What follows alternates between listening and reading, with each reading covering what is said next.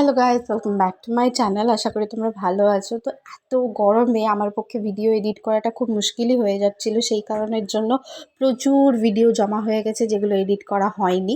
তো তার মধ্যে এটা একটা ভিডিও যেটা এতটা গরমের ভিডিও না, তবে সেদিনকেও মোটামুটি গরমই ছিল। কিন্তু এখন যেরকম চলছে প্রচণ্ড গরম, থাকা যাচ্ছে না, তো তেমন ছিল না। তো আমরা চলে এসেছিলাম গ্রিল ইনে অল্প করে খাওয়া দাওয়া করতে ভাই বোনরা মিলে। অনেকদিন পরে ডিসাইড হয়েছিল যে না, এই অনেক হলো, বাড়িতে বসে ভালো লাগছে না, এবার একটু ভাই বোনরা মিলে একটু টাইম স্পেন্ড করা দরকার। সেই জন্যই আমরা চলে গেছিলাম। এখানে রয়েছে পাগলা, বাদাম, আমার বোন আর আমি, এই চারজন মিলে আমরা গেছিলাম সেই দিনকে। তো এই দেখো আমি এখানে বসে আছি। তো আমরা সেন্টারে যে টেবিলটা ছিল সেই টেবিলটা নিয়েছিলাম। আমরা অন্য সময় যে সময়টা আসতাম এই গ্রিল এনে, তখন তো অনেকজন মিলে আসতাম, সেই জন্য সেন্টারে বসা হতো না। তো আজকে ফাইনালি চারজন এসেছি বলে সেন্টারে বসতে পেরেছি। তো আমরা কিছু ডিশ অর্ডার করে দিয়েছিলাম। তার মধ্যে ফার্স্ট আমাদের এখানে চলে এসেছে হাক্কা নুডল, যেটা অসাধারণ খেতে ছিল, আর অ্যামাউন্টটাও অনেকটা ছিল। সেই জন্য আমরা সবাই মিলে অনেকক্ষণ ধরে এটা খেয়েছি। টিল লাস্ট অবধি আমি এটাই খেয়েছি, কারণ আর যে সমস্ত ডিশগুলো ছিল সেইগুলো ভালো খেতে ছিল, বাট এটার তুলনা হয় না তাদের সাথে। তো সেই জন্য আমরা এরকম করে গোল গোল করে ঘুরিয়ে ঘুরিয়ে সবাই মিলে খাচ্ছিলাম, আর লাস্ট অবধি এটাকে বাঁচিয়ে রেখেছিলাম। তো ভিডিওটা দেখতে থাকো, আশা করি তোমাদের ভালো লাগবে।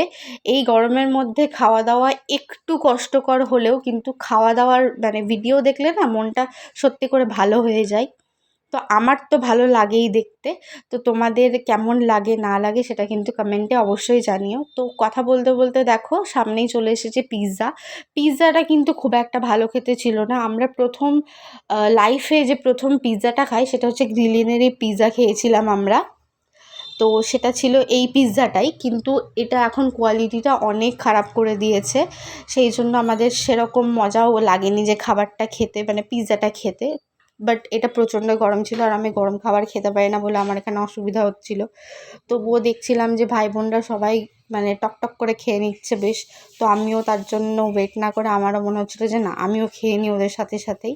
তো আস্তে আস্তে এটা ঠান্ডা হয়ে গেছিলো, আর দেখতেই পাচ্ছ কতটা পরিমাণে এর মধ্যে চিজ রয়েছে, যে চিজগুলো ঝুলে ঝুলে যাচ্ছে।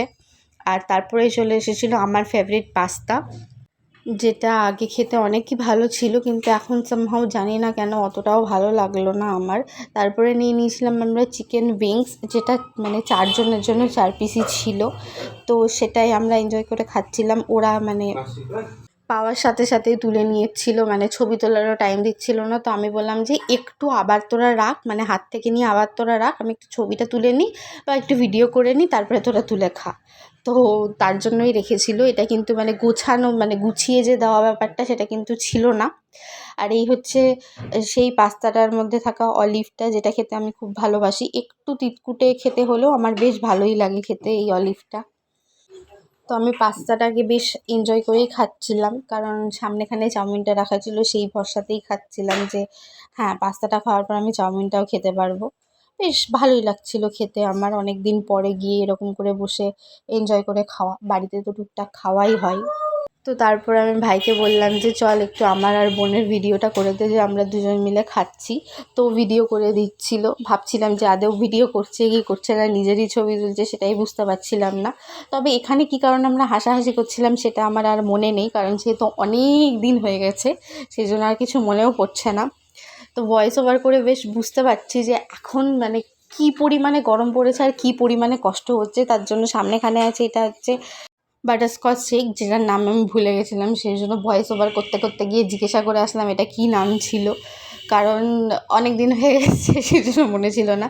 তো তারপরেই নিয়ে নিয়েছিলাম আমরা গার্লিক ব্রেড, যেটা অত্যন্ত বাজে খেতে ছিল, যেটা স্বাদ তোমাদের সাথে এক্সপ্লেন না করলেই খুব ভালো হয় আমার মনে হয়।